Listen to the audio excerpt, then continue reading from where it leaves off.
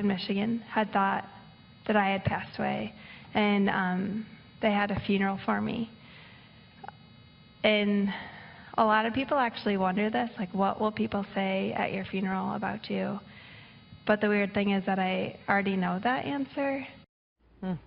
Tonight, a young woman is speaking out on a stunning story that gripped the country some 10 years ago.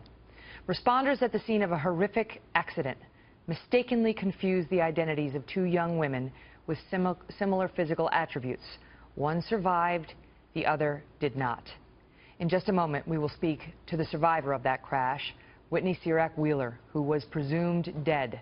But first, Trace Gallagher in our West Coast newsroom will bring us up to speed on her story. Trace?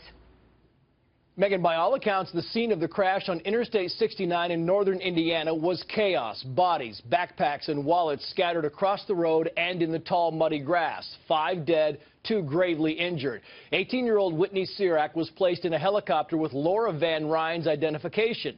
At the hospital, with her face swollen and distorted by tubes, Whitney Cerak was misidentified by Laura Van Ryn's parents as their daughter. But the family of Whitney Cerak was so distraught they never identified the body of Van Ryn, and there was no autopsy.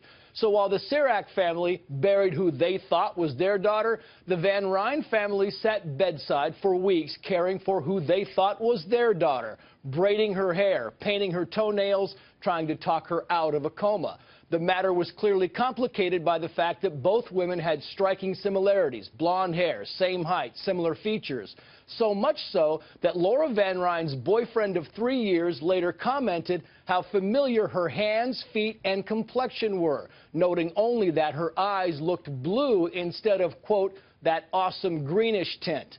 Then Laura Van Ryn's college roommate noticed the girl in the bed had freckles. Laura didn't. The girl in the bed kept telling the staff her name was Whitney, not Laura. And finally, when the Van Ryn family began having their doubts, dental records were tested. The confusion cleared up. The Van Ryns then issued a statement saying they mourn the loss of their daughter, but rejoice that the Ceraks will have more time with theirs. Megan. Trace, thank you. Whitney Cerak Wheeler joins me now. Whitney, thank you so much for being here. There was a moment when you were coming to. You were in a coma for 5 weeks, and they asked you to write your name, right? They asked you to write your name down. And that's what I read.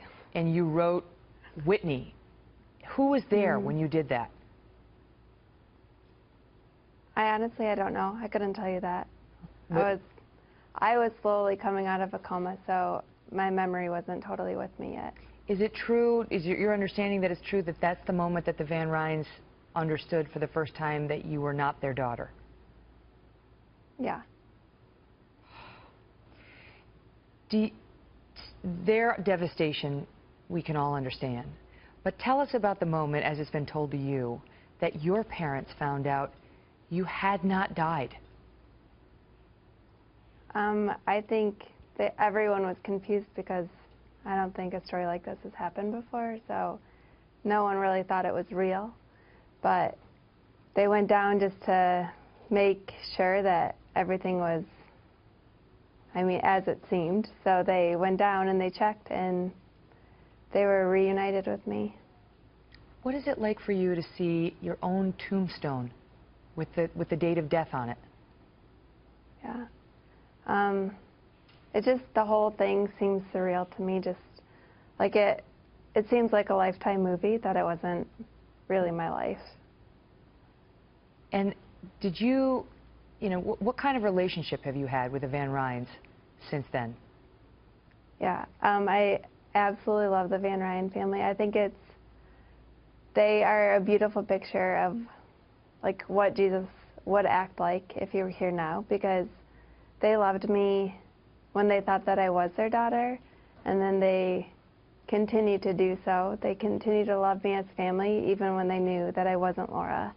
And it's just fun to always get around and hang out with them. Whenever we do that, it feels very natural, and it's just fun. It's like two families being together, and we always have a great time with the Van Ryn family.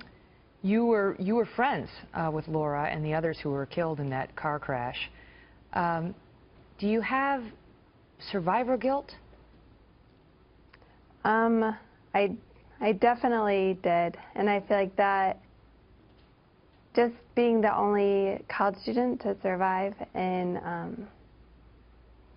I don't know, all of them led such great lives and did great things for Jesus, and I was only 18 when it all happened, and I don't know, it hit home, and especially like seeing the families, I just felt like a huge guilt, but eyes were always on me, and like, was I doing a good job? Was it the right choice that I was left behind? I feel like I had that a lot. But I just know that like freedom comes from the Lord, and I like have given that all to Jesus, and I feel like I finally, like, I don't deal with that survivor guilt anymore. Good. Do you feel a greater purpose now in life, or that there was a reason you were spared? I do think